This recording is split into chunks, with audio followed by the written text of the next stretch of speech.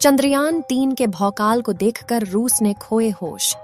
भारत का बाहुबली चंद्रयान-3 अपनी मंजिल की ओर तेजी से आगे बढ़ रहा है, जिसे देख रूस ने अचानक से 50 सालों बाद लॉन्च किया अपना मून मिशन, जिसके कारण इसरो के वैज्ञानिक चंद्रयान-3 को 23 अगस्त से पहले चांद पर लैंडिंग कराने का फैसला ले रहे हैं। और इस मिशन के हर पड़ाव में चंद्रयान-3 को मिल रही सफलता को देख नासा, चीन और पाकिस्तान बौखला उठे। इसलिए दुनिया भर में यह चर्चा हो रही थी कि हो सकता है चंद्रयान-3 के पीछे पीछे नासा और चीन अपना मून मिशन लॉन्च कर दें।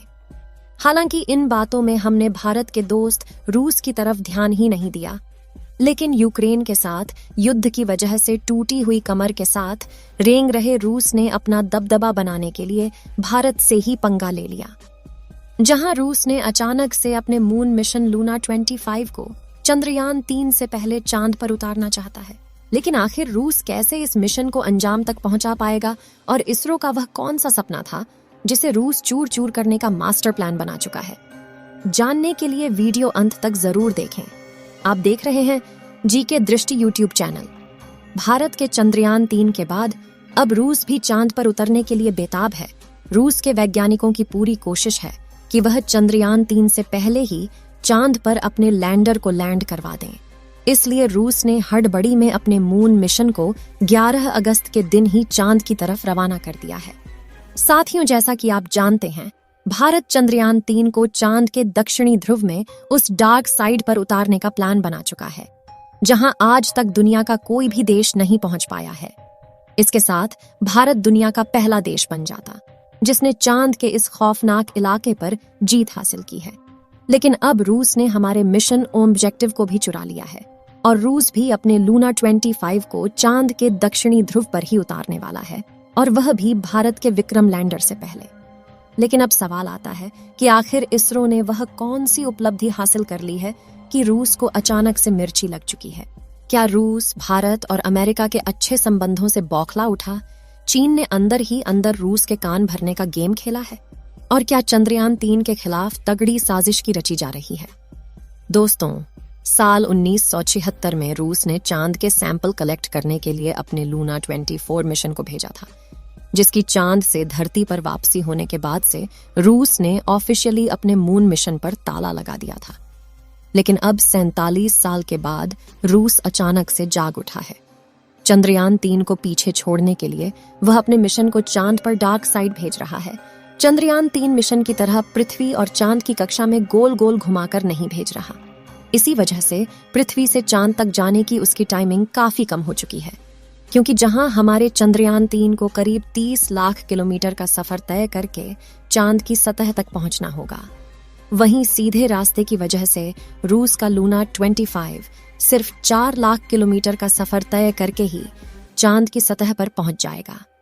साथियों, मून मिशन की शुरुआत से ही अमेरिका और रूस अपने अंतरिक्ष यानों को सुपर पावरफुल रॉकेट पर सवार करके जल्द से जल्द चांद पर पहुंचाने में यकीन रखते हैं।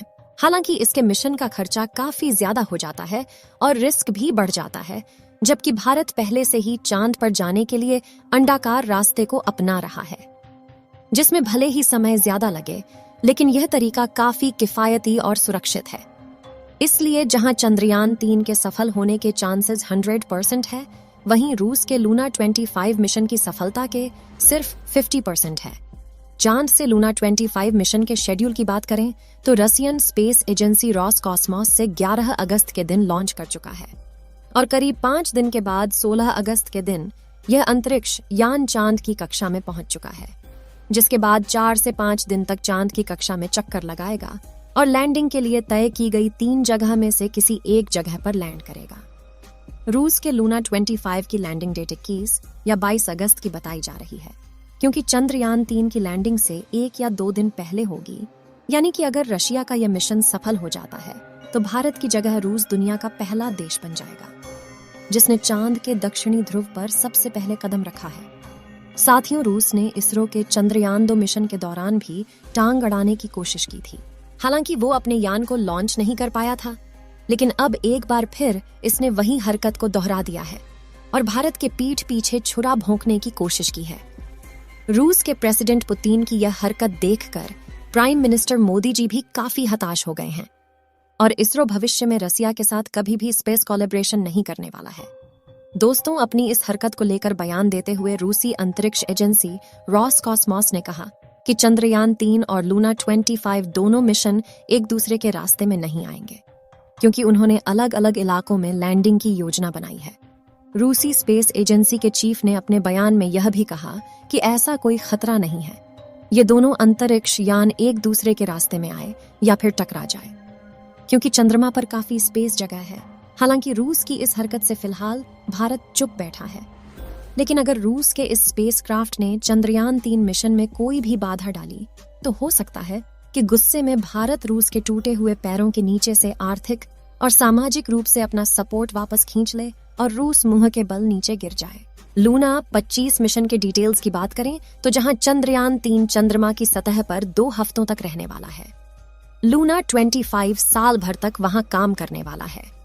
लूना 25 का वजन 1750 किलोग्राम है और इसमें 30 किलोग्राम के वैज्ञानिक उपकरण लगे हैं, जिसमें एक ऐसा खास रोबोटिक यंत्र शामिल है जो सतह की 4 इंच खुदाई करके पत्थर और मिट्टी के सैंपल जमा करेगा, ताकि चांद की सतह के नीचे मौजूद फ्रोजन यानी जमे हुए पानी की खोज की जा सके।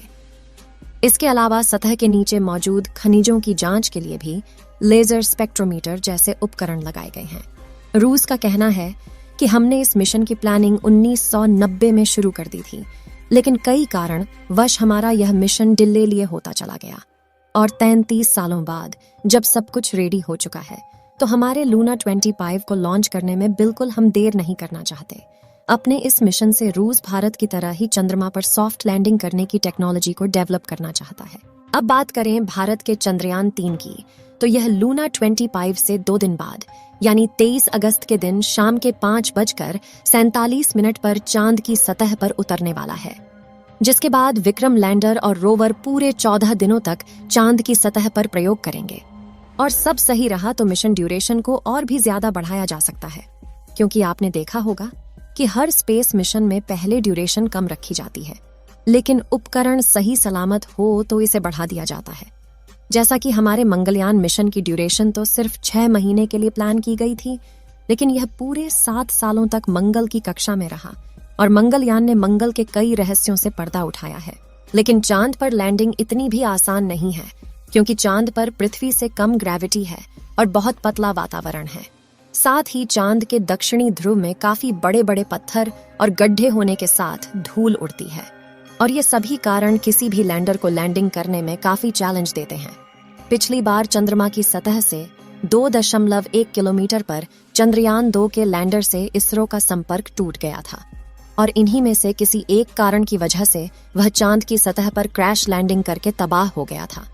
लेकिन पिछली बार आई मुसीबत से सीख लेकर इसरो ने चंद्रयान 3 के लैंडर विक्रम को पहले से ज्यादा एडवांस्ड और पावरफुल बनाया है। इस मिशन के सफल होने की दुआएं आप कमेंट बॉक्स में करते रहें। चलिए दोस्तों, इस वीडियो को यहीं पर खत्म करते हैं। इस वीडियो को एक लाइक जरूर करें और अपने मित्रों तक इस वीडियो को शेयर करें ताकि उन्हें भी जानकारी मिल सके, और अपने भरोसेमंद चैनल को सब्सक्राइब जरूर करें और बेल आइकन को ऑल पर सिलेक्ट करना बिल्कुल ना भूलें। मिलते हैं किसी और नॉलेजेबल वीडियो के साथ। वीडियो को अंत तक देखने के लिए धन्यवाद।